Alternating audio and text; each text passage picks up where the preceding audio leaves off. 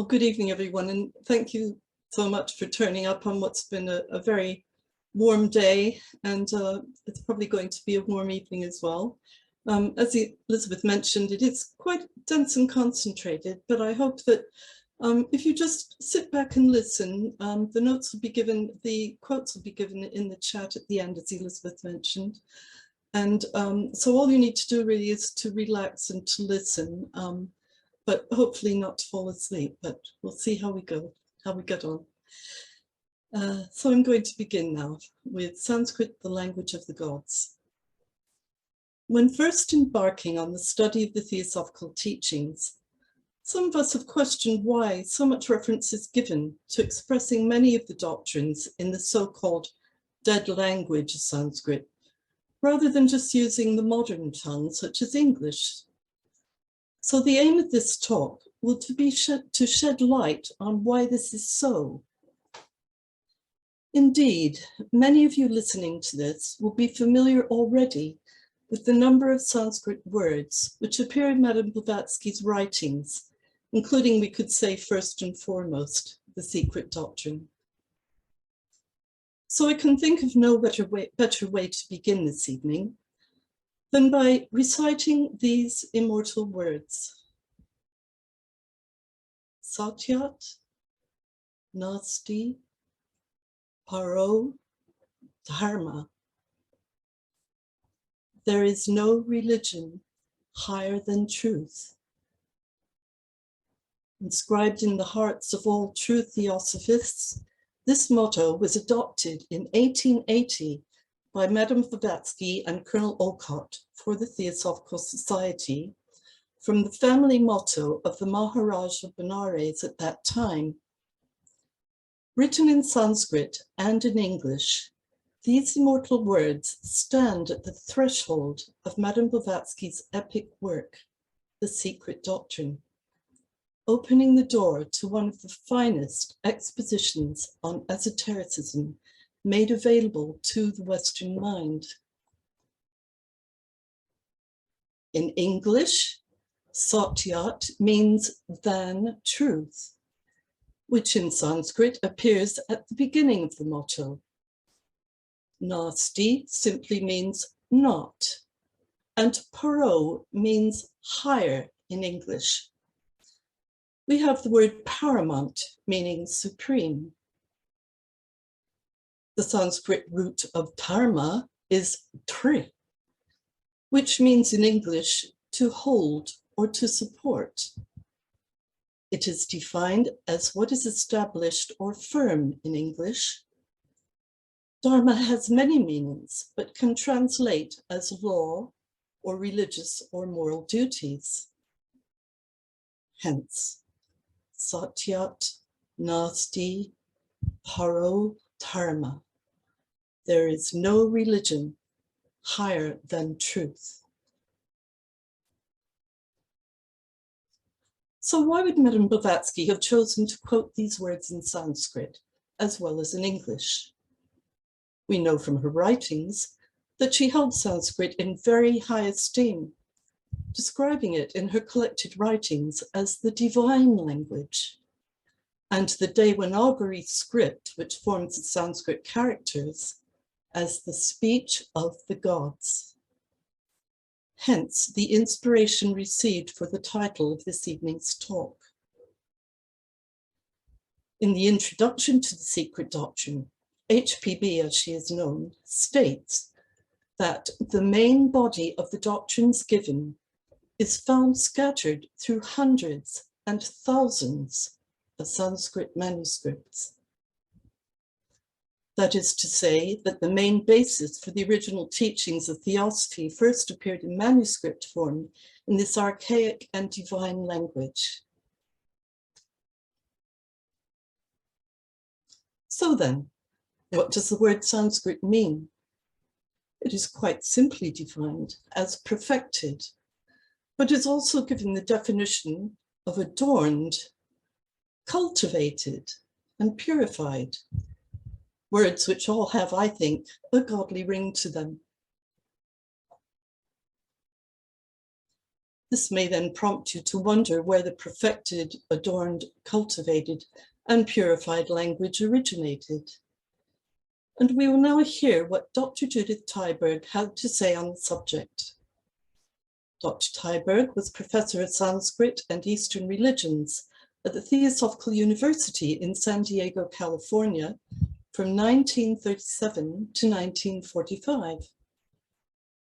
In her book, Sanskrit Keys to the Wisdom Religion, she informs us that the Sanskrit alphabet is the alphabetical script known as Devanagari, was derived from Senzar, the ancient mystery language, which was known to all initiates in every part of the inhabited and civilized world. Dr. Tyberg then informs us that Senzar was the secret, sacerdotal, meaning priestly or sacred, language or mystery speech of all adepts belonging to the chief esoteric brotherhood. It was the language in which was written the secret works, preserving the history of the archaic continents and races, as well as the prophecies of the future. It was Senzar that was the direct progenitor of the Devanagari script and Vedic Sanskrit, the language that has been developed in the sacred temples by those initiates who were all versed in the occult language. The word Devanagari is a compound of Deva and Nagari. Deva means heavenly, divine, or deity. Nagari comes from Nagara, Nagara, 3 short syllables, a Sanskrit word meaning town or city. Hence, Devanagari can be translated as of the city of the gods. I should mention at this point that the letter V, as written in English and pronounced in English, is normally pronounced as a W in Sanskrit. So for instance, words such as Veda, Deva, and hence Devanagari have their V's pronounced as W's in Sanskrit. And so it is not an affectation of speech when it is pronounced. You only have to listen to how a spiritual leader such as Satguru speaks in one of his satsangas, pronouncing the letter V to understand what I'm saying, because he very clearly pronounces it as a W. We can take heart in the fact that Dr. Tyberg reassures us in the Sanskrit Keys that Sanskrit spelling is not difficult if one learns the correct pronunciation. It is stated by the sages that Sanskrit first appeared in writing in the great epic known as the Rig Veda, which is believed to have been set down in the Devanagari script somewhere between 1500 BC and 3000 BC. And that before this time, ancient works such as this, and the mystical works such as the Upanishad and other Vedic teachings were transmitted orally in sutra form and sounded by sages and mystics from generation to generation throughout the ages as sequential vibrations. Vedic astrologer Hart Defoe states in his book, Light on Life, that Sanskrit, when properly intoned, speaks directly to the soul of living creatures, transmitting as it does music, a universal meaning which does not depend on its composition or lyrics, because the essence of the Veda is believed to be transferred to the listener. When Vedic hymns are recited correctly, the Veda must be studied vocally in their original Sanskrit if they are to be truly understood. Other languages may convey the Vidya, theoretical meaning, but only Sanskrit captures and conveys their quintessence.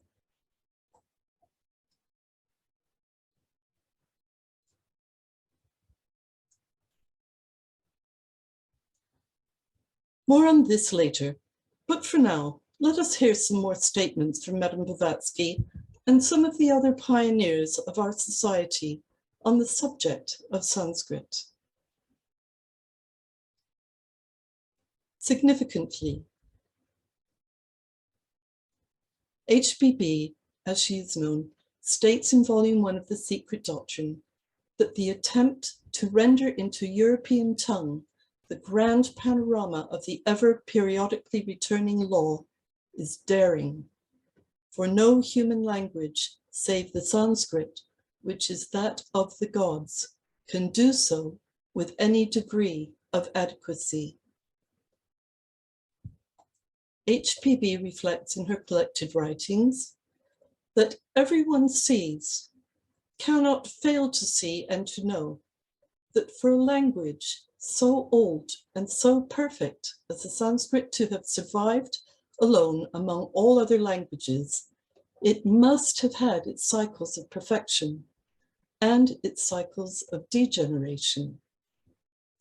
And if one had any intuition, he might have seen that what they call a dead language, being an anomaly, a useless thing in nature, would not have survived, even as a dead tongue, had it not its special purpose in the reign of immutable cyclic laws.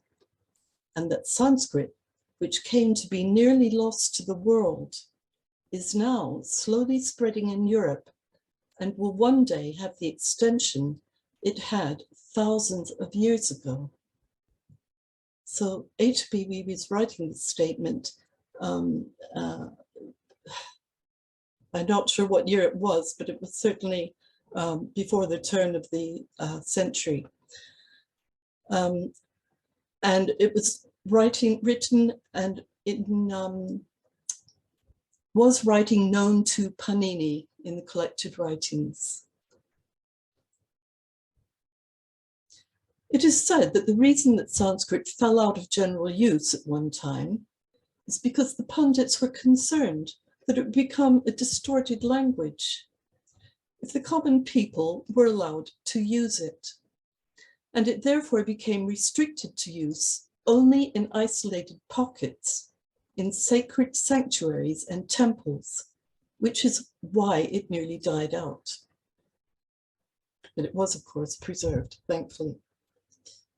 Writing in 1886, William Quan Judge, one of the co-founders of the Theosophical Society, stated that the Sanskrit language will one day again be the language used by man upon earth, first in science and metaphysics, and later on in common life. So it seems that it will filter through to the common man eventually, if we're to believe what he says. Indeed, already today, we've all come to recognize the concepts of words such as yoga, karma, maya, nirvana, and samadhi, which have even become integrated into the patterns of our everyday speech. Speech, hopefully, that harms no one, which supplants ignorance and educates humanity in the higher realms leading to truth. However, the pronunciation of words is something that pundits and scholars will continue to debate, as is the case with the conflicting ideas of how to pronounce certain words in our modern languages. In a lecture delivered by Professor G. de Purka at the Theosophical University on July 14th, 1940, he said, "The cultural value in a study of the Sanskrit language lies in the way it trains the mind in logical thinking, in clarity of expression, in true intellectual strength, in keen insight into the meanings and sources of philosophical words generally, and with special reference to our own theosophical teachings. This study gives to both student and inquirer the inner meaning of Sanskrit words, so many of which have now been adopted as the theosophical terms, and which to the theosophist who has grasped their rich content of philosophical thought becomes so meaningful, so ripe with wisdom teaching, we could hardly do without them. Anyone who takes the time to undertake a study of Sanskrit will benefit from it enormously. Clear thinking, grand philosophical and religious outlooks, finer appreciation of the clarities and niceties of expression, or subtle metaphysical, philosophical distinctions that not one of the Occidental tongues so richly has.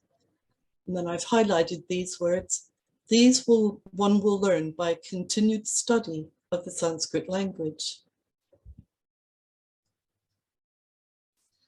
I can give you an example of this cultural value from my own experience, that's me speaking, which came about when I was looking at the session on karma during recent studies of the key to Theosophy with the Nottingham Lodge. The Theosophist, that is Madame Blavatsky, is discussing the differences between belief and faith with the inquirer. Madame Blavatsky states, belief in karma is the highest reason for reconcilement to one's lot in this life and the very strongest incentive towards effort to better the succeeding rebirth. She goes on to say, what you call faith becomes with us knowledge, the logical sequence of things we know about facts in nature. She also states that the Parabrahm of the Vedantins is the deity we accept and believe in. And then she says, our faith has all the logical force of the arithmetical truism that 2 and 2 will produce 4.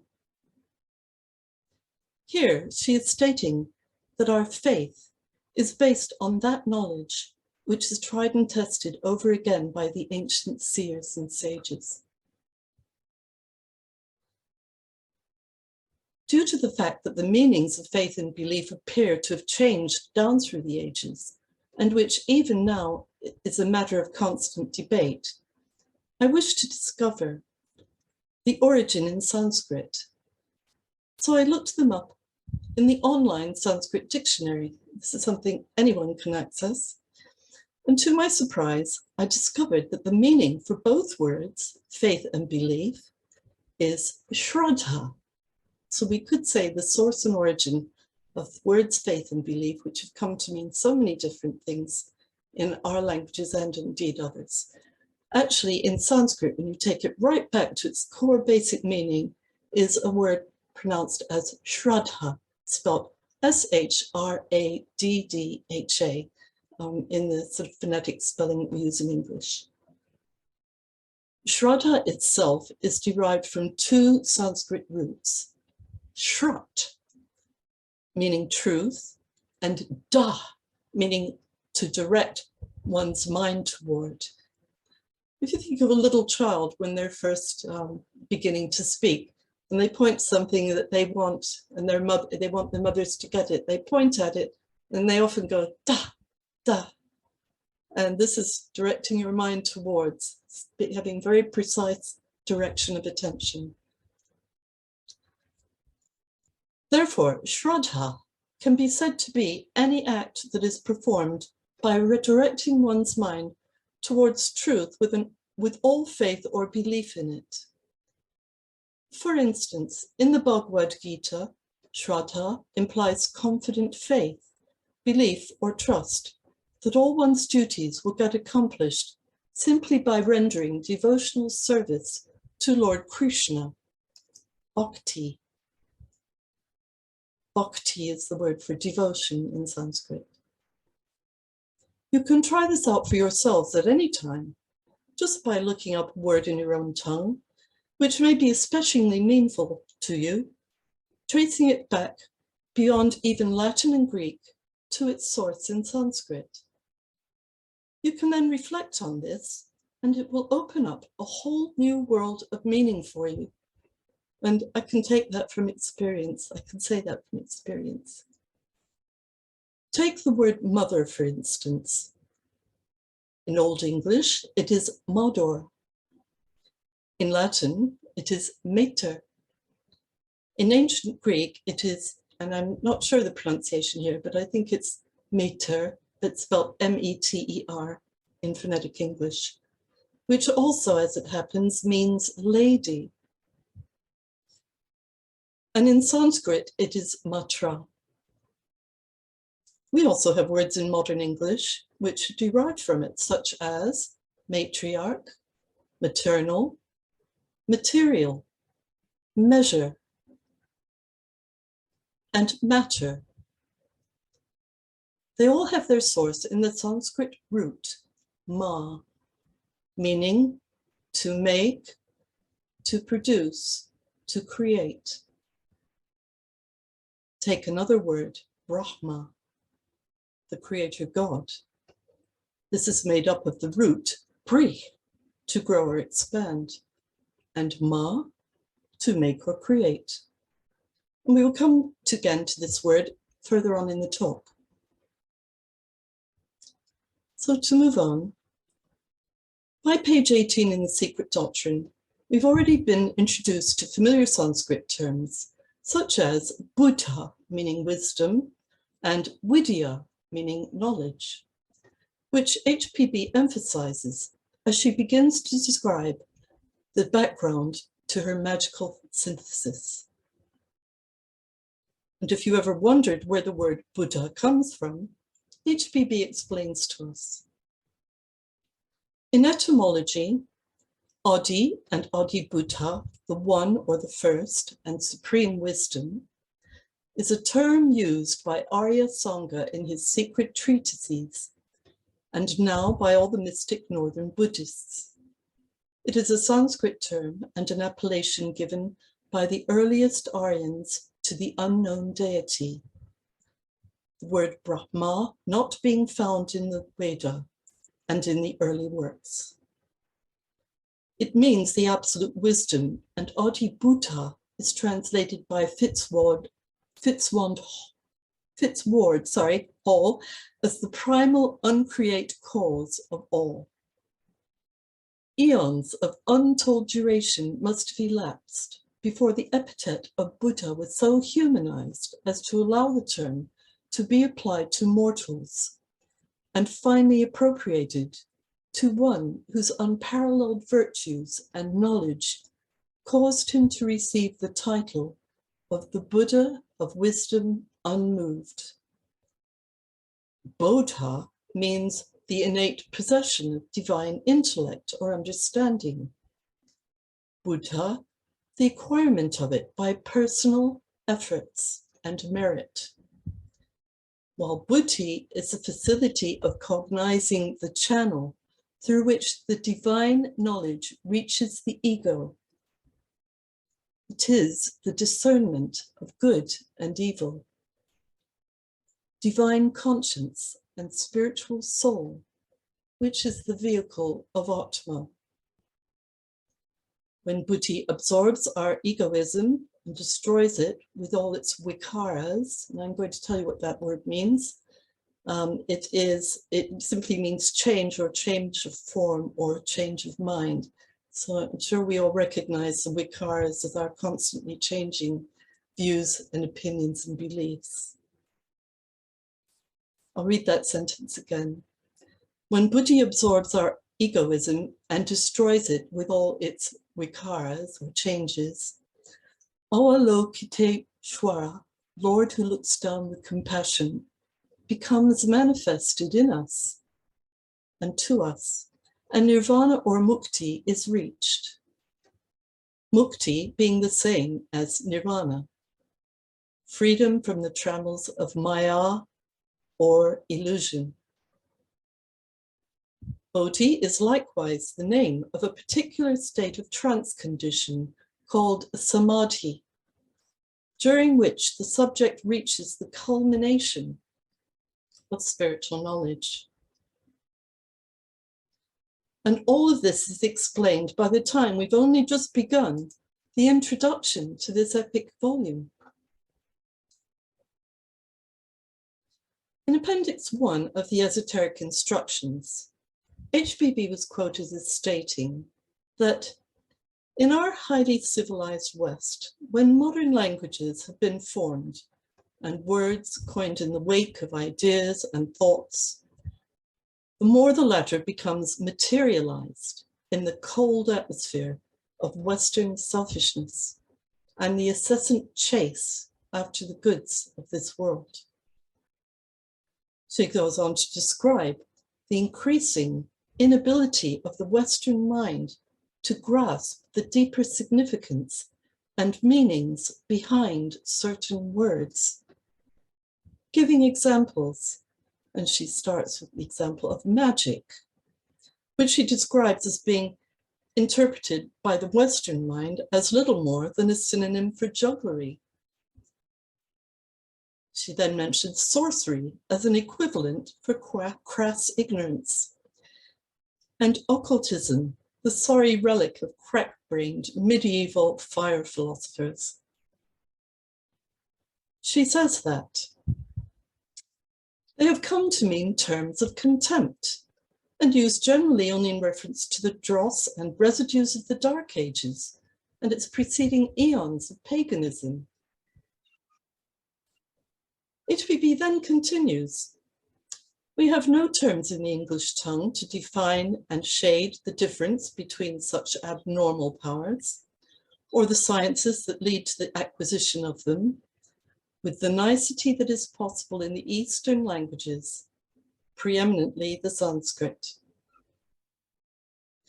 HBB translated the meaning of true occultism, and this is an interesting word to know, from the compound word Gupta Vidya, which means secret, that's Gupta, and knowledge, Vidya. And she said that the Sanskrit terms might help us to understand to what the secret language of the gods refers. She then describes the 4 categories of Gupta Vidya in Sanskrit as number 1, Yajna Vidya, which is knowledge of the occult powers awakened in nature by the performance of certain religious rites and rituals and ceremonies. Second one is Maha Vidya, or great knowledge, the magic of the Kabbalists and of the Tantrika worship, often sorcery of the worst description. Then Guhya Vidya, knowledge of the mystic powers residing in sound, hence in mantra and chanting of prayers and incantations. And last but not least, Atma Vidya, a term which is translated simply as knowledge of the soul. True wisdom by the Orientalists, but which she says enigmatically means far more. Some of you will recognize this as being knowledge of the spiritual soul, referring to buddhi, co-joined with higher manas. This last one that I just mentioned, that is Atma Vidya, is the only kind of occultism, she says, that any theosophist who admires light on the path and who would be wise and unselfish ought to strive after. In particular, it reveals the direction in which to focus and concentrate the spiritual efforts of all true theosophists, and indeed of all sincere seekers of truth. For our purposes this evening, we'll just be looking at the last 2 videos that HBB describes, that is Atma Vidya, knowledge of the soul, and Guhya Vidya, knowledge of the mystic powers residing in sound. So those are the ones we'll now discuss. HBB stated that in Atma Vidya, we can, in our studies, discover the ways in which we can connect with the supreme spiritual knowledge by penetrating into some of the meanings of the Sanskrit words. And so that's something we've already just begun to speak about, and it's going to go into a little more detail for us now. When we finish the introduction and turn to the first pages of the poem, the hitherto hidden concepts are revealed to us, and we encounter yet more Sanskrit terms, marvelous mystical concepts perhaps previously unknown to us, such as pralaya and manvantara, Parabrahm, Brahma, Chit, Chaitanya, Ishvara, Mukta, Avidya, Advaita, etc. And some of those you may have already come across. As we continue our studies, we become drawn to reflecting on the hidden and deeper meanings of these concepts. As we do so, we use reference books, keeping dictionaries close by our side, as aids to further enlighten us and deepen our knowledge. The inner content of the word starts to come alive, banishing misconceptions and giving further clarity to our inquiries. When HPB refers in a footnote on page 8 of the poem to the concepts of Brahma and Vishnu, she says that the very names of the two chief deities, Brahma and Vishnu, ought to have long ago suggested their esoteric meanings. For the root of one, Brahman or Brahm, is derived from the word bri, which I mentioned earlier, to grow or to expand, and of the other, Vishnu, from the root wish, to pervade, to enter into the nature of the essence. Brahma Vishnu being this infinite space of which the gods, the rishis, the manus, and all in this universe, simply the potencies, vibhutaya. They're simply the potencies, known as vibhutaya. So, and this is me speaking again now, let us now look at the Sanskrit word samadhi as given by HPB, which she describes in the introduction to the Secret Doctrine as an exalted definition and the culmination of spiritual knowledge. So in her Theosophical Glossary, she describes samadhi as a state of ecstatic and complete trance. He who possesses this power is able to exercise an absolute control of all his faculties, physical and mental. It is the highest state of yoga. We can then also turn to the definition in part given by Professor G. de Purke in his occult glossary for a more detailed description, which states that it is, I quote, a compound word formed of some, meaning with or together, and meaning towards, and the verbal root da, signifying to place or to bring. Hence, samadhi means to direct towards. Therefore, generally signifies to combine the faculties of the mind with a direction towards an object. It is the highest form of self-possession. In the sense of collecting all the faculties of the constitution towards reaching union with the divine spiritual. He then says, the self-conscious union with the spiritual monad of the human constitution is the 8th or final stage of genuine occult yoga, which is described in Patanjali's Yoga Sutras, which we've been studying a little. We've begun studies in our study classes with the Theosophical Society.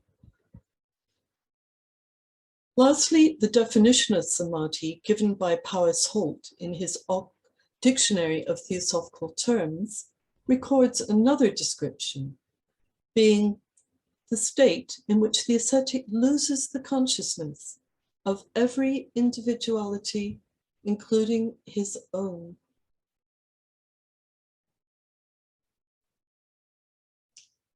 So now we return to the four categories and what the one known as Guya Vidya, the third category of the Gupta Vidya. HBB states, Sanskrit has never been known or spoken in its true systemized form, except by the initiated Brahmins.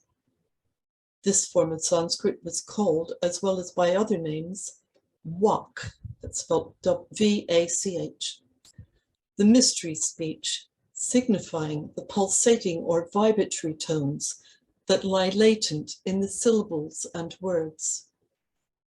These tones, arranged in a mantra, are a power in the hands of one who is familiar with the correlation of sounds, numbers, colors, and hierarchies in the cosmos. In Secret Doctrine, Volume 3, HBB states that the chanting of mantras is not a prayer, but rather a magical sentence in which the law of occult knowledge connects itself with and depends on the will and acts of its singer. It is a succession of Sanskrit sounds, and when its string of words and sentences are pronounced, some mantras produce an instantaneous and very wonderful effect. In its esoteric sense, it contains the Vak, the mystic speech, which resides in mantra, or rather in its sounds, since it is according to the vibrations, one way or another, of ether that the effect is produced. I'm now going to go a little bit into the meaning of the etymology of mantra. The word mantra is derived from two Sanskrit seed words, man, meaning mind, and tra, or try, to protect or to free from. Therefore, the word mantra, in its most literal sense, means to free from the mind. The journey of mantra to freedom is a wondrous one. The mind expands, deepens, widens, and eventually merges with the essence of cosmic existence. In his book entitled The Gayatri Mantra, Professor I.K. Timney, former president of the esoteric section of the Theosophical Society at IDR, gave us the following description. Mantra yoga is essentially the technique of spiritual unfoldment through the practice of japa, that branch of yoga in which the powers hidden in certain combinations of sounds are utilized for the unfoldment of human consciousness. Japa, which means physical or mental repetition of mantra, produces vibrations on different planes, and these vibrations affect the vehicles or kosha of the sadhaka, the aspirant. And the changes produced in the vehicles make it possible for the sadhaka to reach his deeper layers of consciousness. The vibrations slowly rearrange the matter of the different vehicles and harmonize them in such a manner that the new states of consciousness can manifest through those vehicles. He carries on and says, we are like radio sets bathed in a sea of electrical waves emanating from radio stations all over the world. We can catch any set of waves to which we tune ourselves into. But our radio sets are generally of very poor quality owing to lack of development, or even if they are of good quality, they are not properly adjusted. So they can be tuned only to the ordinary thoughts and states of consciousness. The subtler states of consciousness are out of their reach, And so we set out to purify and harmonize all the vehicles so that they can be tuned to the higher states of consciousness with all their beauty, wisdom, peace, and ananda. Ananda means bliss. Of course, today, the analogy of using a quality sound system might be easier to assimilate than that of a radio.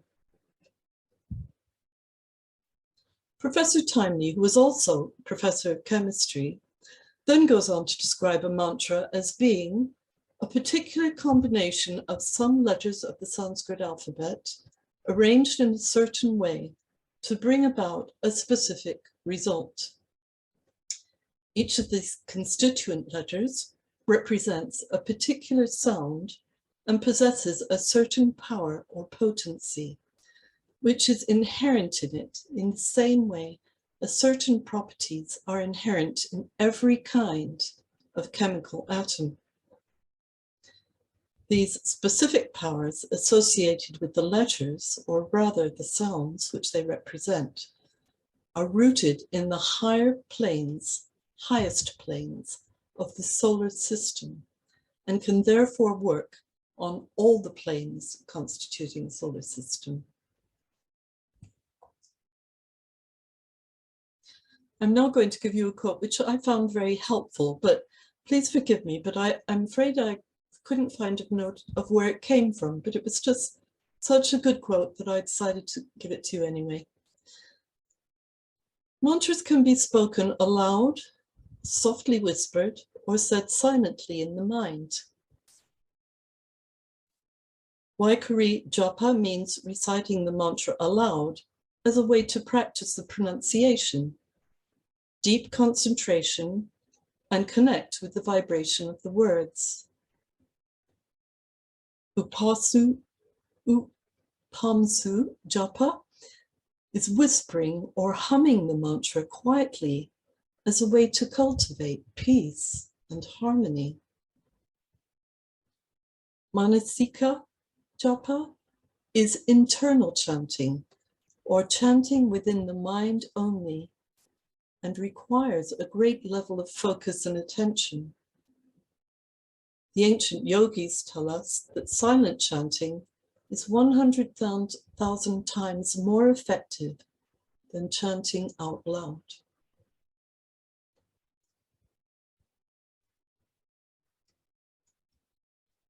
My final quote as I draw to the end of this talk is chosen from a Sanskrit scholar currently practicing yoga and Vedic astrology, and that's Dr. Katie Boyle. And she says, the sounds of Sanskrit are scientifically arranged to invigorate and enliven every cell, every nerve channel, and every energetic nerve center in your body.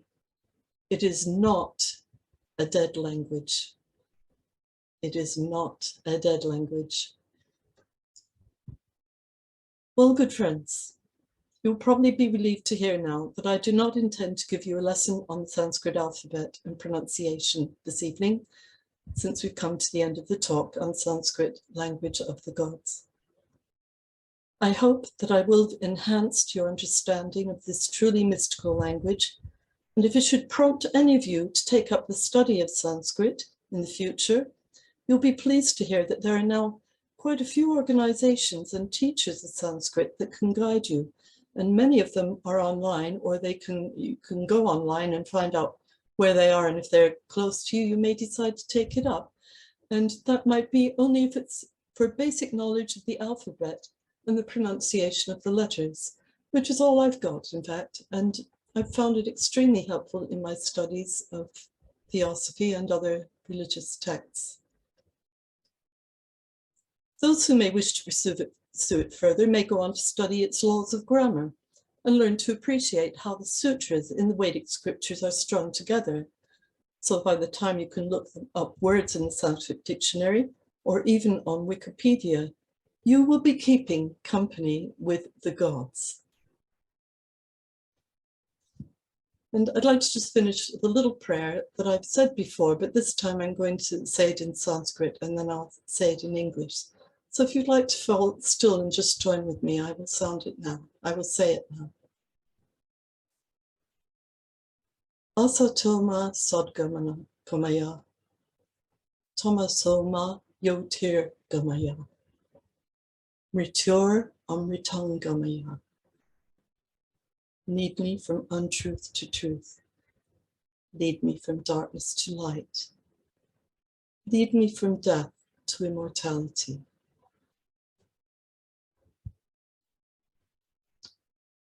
Thank you.